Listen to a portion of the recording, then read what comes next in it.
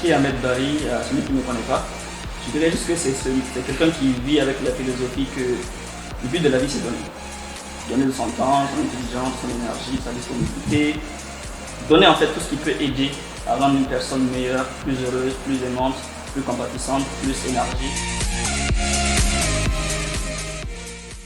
Il devient celui qui a étudié et continue d'étudier des stratégies, informations, astuces techniques qui puissent en fait aider une personne à relever le défi qu'il rencontre. La vie a besoin de progrès et à chaque moment qu'on doit progresser, il y a un défi qui est là. Alors il est important que quelqu'un, ou celui qui veut le relever, sache comment s'y prendre. Parce que comme dit Einstein, tu ne peux pas résoudre un problème avec ton niveau de conscience qu'il a créé. Donc pour que tu règles un problème, il faut que tu dépasses ton niveau qu'il a créé. Et donc pour que tu le dépasses, il faut une information, une astuce, une technique, une inspiration, un livre, une personne que tu rencontres qui va te dire comment faire les choses. Et Ahmed Bari, le coach, c'est ça.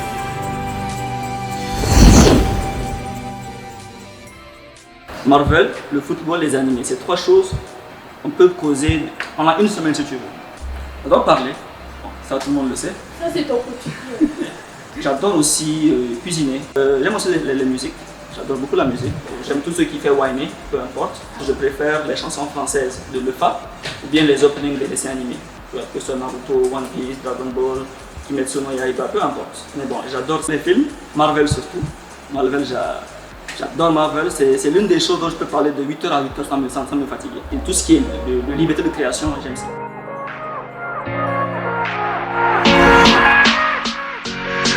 Tony Robbins, le coach numéro 1 au monde, peut-être toutes mes formations, je m'inspire beaucoup de lui.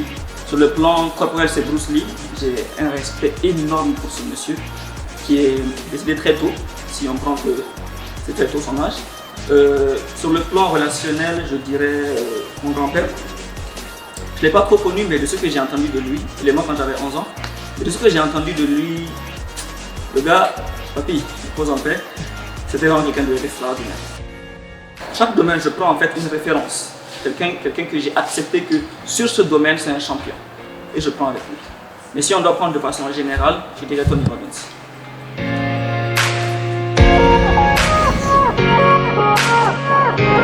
Comment se faire des amis, ça c'est un.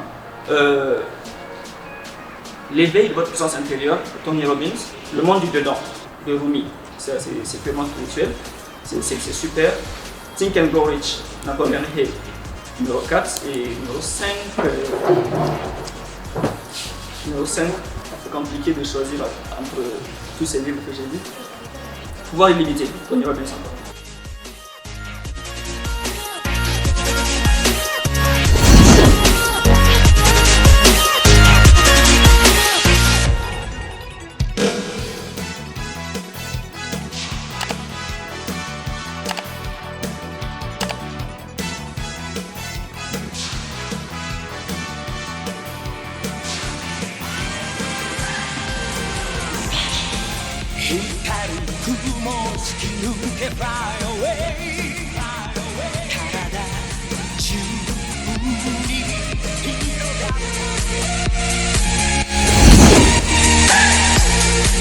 Paul, parce qu'en fait je voulais aider et bon il est recommandé en fait de faire ce que tu aimes et ce que tu sais faire.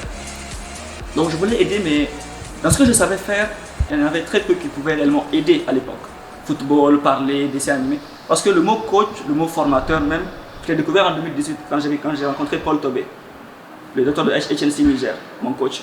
Et c'est quand je l'ai vu faire ce qu'il fait et que j'ai vu Herman faire ce qu'il fait, son coach à lui, Herman à qui j'ai un respect énorme. Je me suis dit en fait voilà le chemin en fait, c'est ce que tu cherchais depuis. C'est juste parler devant les gens. Tu aimes parler, tu sais parler. Viens parler devant les gens. Mais il faut que tu cherches ce que tu vas dire. C'est pas donner des conseils de premier degré.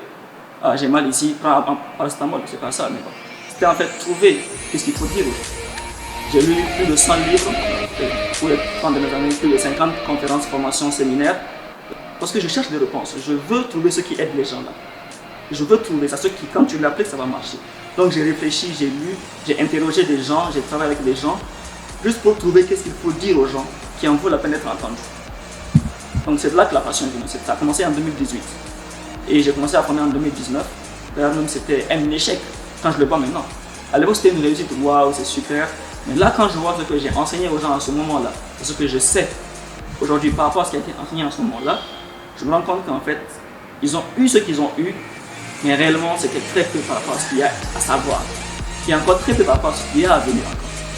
Donc ça a commencé en 2018, en 2019 et ça fait son chemin tout ici. Je pense qu'à l'heure où je suis, il n'y a rien, je pense, qui occupe une place plus importante que chez ça. C'est la première place parce que, en fait, c'est un tout pour moi. C'est l'espace où je peux accomplir ma mission, apporter un plus, être heureux, atteindre mes objectifs, aider les gens.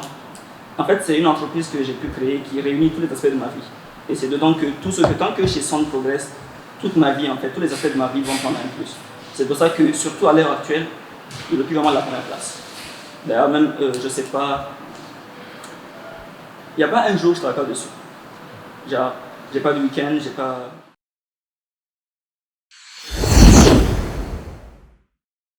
Dans 5 ans, chez Sound sera une référence en termes de formation, de coaching et de développement personnel.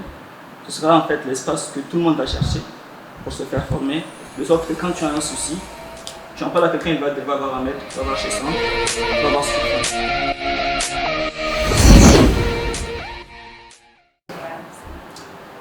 Alors, les deux vont ensemble et je n'ai pas envie de me spécialiser. Parce qu'en fait, quand j'aide une personne sur le plan financier par exemple, et qu'il s'avère qu'il a un souci sur le plan conjugal qui le dérange, alors il est naturel que je puisse avoir les stratégies pour toucher tous les problèmes de la vie d'une personne. Parce que si je me spécialise, je me limite. Et je n'ai pas envie de me limiter. Je veux toucher à n'importe quel aspect de la vie d'une personne qui peut l'aider à progresser. Peu importe. Alors, depuis bientôt 8 mois, 8 ou 9 mois je pense, je suis en train de fonder ma vie sur ce que j'appelle l'ikigai, un concept japonais d'ailleurs, que j'adore beaucoup. Et le but en fait c'est de vivre complet. Je prends un exemple très simple, je connais beaucoup de gens qui priorisent un domaine par rapport à l'autre, en ce qui les concerne personnellement. Et ça c'est dangereux parce que la vie est un tout, comme dit Gandhi, et il faut savoir maintenir l'équilibre. Donc je m'assure que chaque jour, je progresse sur chaque domaine.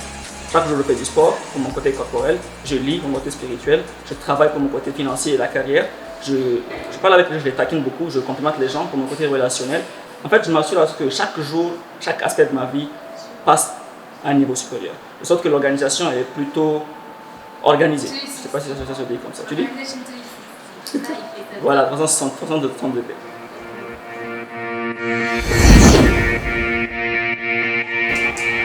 Bon,